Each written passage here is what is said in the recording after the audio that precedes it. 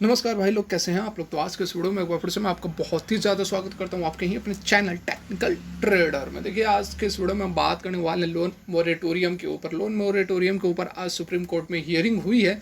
क्या बातें निकल कर आई हैं, सुप्रीम कोर्ट सख्त क्यों नज़र आया है आज, और उसके साथ में जानेंगे कि किस तरह से आज इस खबर को लेकर मार्केट को मैनिपुलेट किया गया, आम इन्वेस्टर्स को फंसाने की कोशिश की गई।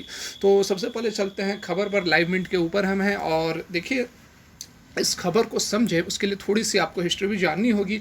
मार्च से लेकर 31 अगस्त तक लोन मोरेटोरियम को बढ़ाया गया था। मतलब कि शुरू में 3 महीने थे, उसके बाद फिर 3 महीने तक बढ़ा के 31 अगस्त तक कर दिया था आरबीआई ने। ठीक है, तो बीच में जो आपको इंस्टॉलमेंट का पे करना था वह उससे आपको छूट मिल गई थी। मतलब कि 6 महीने के बाद आपने जो भी कर्ज लिया हुआ था उसका जो इंस्टॉलमेंट्स होती हैं, ईएमआईज वगैरह जो होती हैं, आपको अगस्त तक नहीं करना था, उसके बाद आपको पे करना था। ये तो बात ठीक है, क्लियर कट समझ में आ रही थी। लेकिन इस बीच, इस 6 महीने के बीच में जो आपने इंटरेस्ट जो आपका बन रहा था उस पर क्लियरिटी नहीं आई थी। पहले आरबीआई और सेंट्रल गवर्नमेंट का भी कहना था कि जो इंटरेस्ट पे इंटरेस्ट बन रहा है आपको उसका पेमेंट करना होगा। तो इसी को लेकर बातें चल रही थी।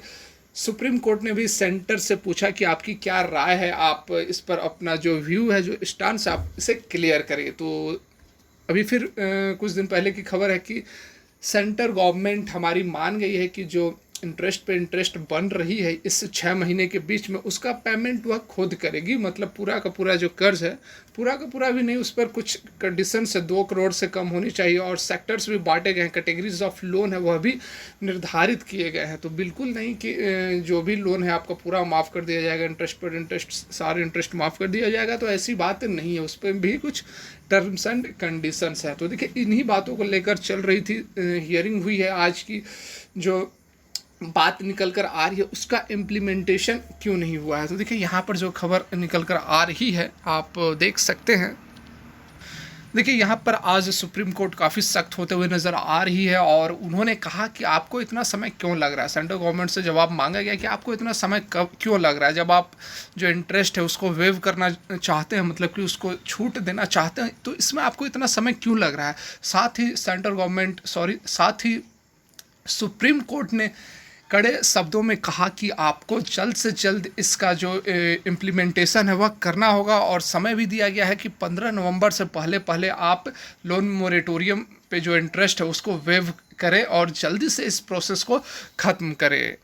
देखिए, यहाँ पर जो बेंच बैठी थी आज सुप्रीम कोर्ट में, उसमें जस्टिस अशोक भूषण, आर सुभाष रेड्डी और एम आर शाह थे। उनका कहना यही था कि इतने छोटे डिसीजन के लिए, इतनी छोटी काम के लिए आपको 1 महीने का समय क्यों लग रहा है। Why 1 month time to implement such a small decision, यही वर्डिंग्स थे उनके। मतलब कि खासा नाराज़ दिखी आज सुप्रीम कोर्ट की जो बेंच बैठी थी। उसके साथ में उन्होंने डेडलाइन भी दिया है कि 15 नवंबर तक आपको एनी हाउ जो इंटरेस्ट वेवर का काम है आपको कंप्लीट कर देना है। यहाँ तक तो बात ठीक है, लेकिन देखिए, यहाँ पर समस्या इस चीज़ की आई थी कि एक टर्म होती है एनपीए, मतलब कि नॉन परफॉर्मिंग एसेट्स। यदि आप लोगों को नहीं पता हो तो मैं बता देता हूँ। नॉन परफॉर्मिंग एसेट्स मतलब कि होता है कि यदि किसी ने लोन लिया, ठीक है, उस लोन का प्रिंसिपल या फिर इंटरेस्ट जो पे करने का समय होता है उससे यदि 90 डेज एक्सटेंड हो गए और पेमेंट नहीं हुई, तो वह जो अमाउंट होता है वह एनपीए में कन्वर्ट हो जाती है, मतलब कि नॉन परफॉर्मिंग एसेट्स। और यह सबसे बुरी चीज़ होती है बैंकिंग सिस्टम में।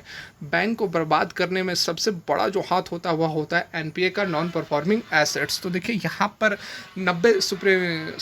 आरबीआई के अकॉर्डिंग 90 दिन से अधिक जो अमाउंट ओवर ड्यू हो जाती है वह हो जाती है एनपीए। और यहाँ पर जो लोन मोरेटोरियम था वहाँ उसमें 90 दिन से क्या 180 दिन, मतलब कि 6 महीने 180 डेज हो गए थे। जितने भी अमाउंट्स थे उसका जो पेमेंट आपको छूट दे दी गई थी कि आपको ईएमआईज वगैरह नहीं करने हैं। तो वहाँ पर जो रूल रेगुलेशन थी उसके अकॉर्डिंग यहाँ पर इतना बड़ा जो अमाउंट था वह एनपीए हो जाता।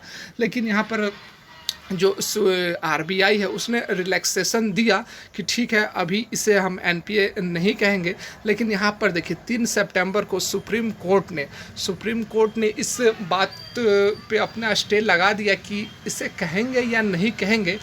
अगले फर्दर ऑर्डर तक इस पर अभी क्लियरिटी नहीं है। तो देखिए, यही जो बात थी, यही बात काफ़ी मतलब परेशान कर रही थी बैंकों को।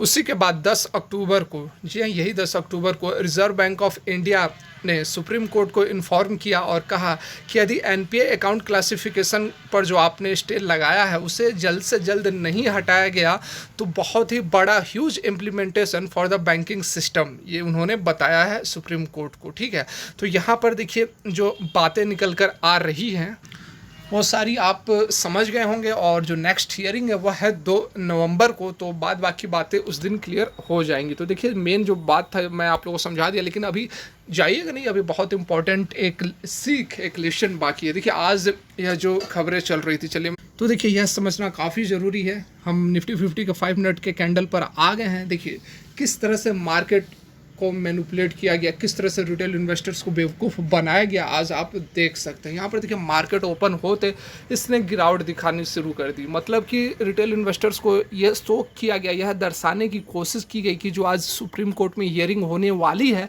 उसमें कुछ निगेटिव न्यूज़ निकल कर आएगी, जिसके कारण कि मार्केट पहले से उस ट्रेंड को पिक कर रही है और गिरावट हो रही है। और जब यह खबर आएगी, जब सुप्रीम कोर्ट में हियरिंग होगी 1 बजे के आसपास, तो बहुत बड़ी गिरावट होगी। इस तरह का व्यू जो था रिटेल इन्वेस्टर्स के मन में बैठाने की कोशिश की गई, और जो मार्केट ओपन होते ही मार्केट गिर गई। और उसके बाद देखिए इसने 11,825 का इसने लो बनाया, लेकिन उसके बाद देखिए लगभग आप देखो उसके बाद यह 1.25 से इसने तेजी दिखानी शुरू की, और देखिए आखिर होते होते इसने 3.20 पर इसने 11,925 का हाई बनाया। जबकि मैं आपको और एक भी बात बता दूं, आश्चर्य वाली बात, कि 3.20 में सुप्रीम कोर्ट में हियरिंग भी नहीं शुरू हुई थी। ठीक है, तो मात्र आपको बेवकूफ़ बनाने, और आपको ही नहीं मुझे भी बेवकूफ़ बनाने की कोशिश की गई यहाँ पर, कि ऐसा दर्शाने की कोशिश की गई कि मार्केट में डाउन ट्रेंड रहेगी, मार्केट बहुत भयानक गिरने वाली है, सुप्रीम कोर्ट में जो न्यूज़ आएगी अच्छी न्यूज़ नहीं आने वाली है, जिसके कारण कि पहले से इस तरह का ग्राफ दिखाया गया, इस तरह का ट्रेंड बनाने की कोशिश की गई। लेकिन असलियत जो थी वो यह थी। आप एक चीज़ समझो, सुप्रीम कोर्ट में हियरिंग शुरू नहीं हुई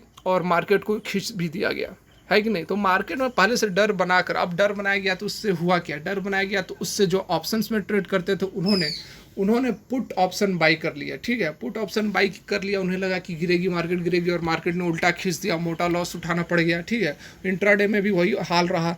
तो देखिए इन चीज़ों को आपको समझने की काफ़ी ज़रूरत है। मुझे पता था ये चीज़ कि इस तरह से यहाँ पर मार्केट को मैनिपुलेट किया जा रहा है, इसीलिए मैंने, जैसा कि ऑप्शंस में आज हमने अच्छी कमाई भी की, अच्छा प्रॉफिट हमने कमाया भी, मैंने कम्युनिटी टैब में पोस्ट भी किया, आप जाकर देख सकते हैं कि कितनी बढ़िया हमने कॉल ऑप्शन बाई किया हुआ था 12,100 के लेवल का, 100 के टारगेट का हमने कॉल ऑप्शन बाई किया था।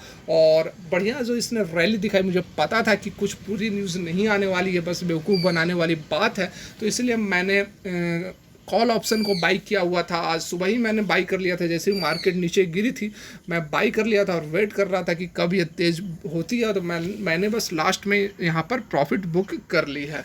तो बस यही बात थी, आप लोगों को भी समझनी चाहिए, जो छोटी मोटी बातें होती है, नहीं तो आप फिर ऑपरेटर के जाल में फंस जाओगे, और जैसा आज लॉस उठाना पड़ा आगे भी लॉस उठाना पड़ सकता है।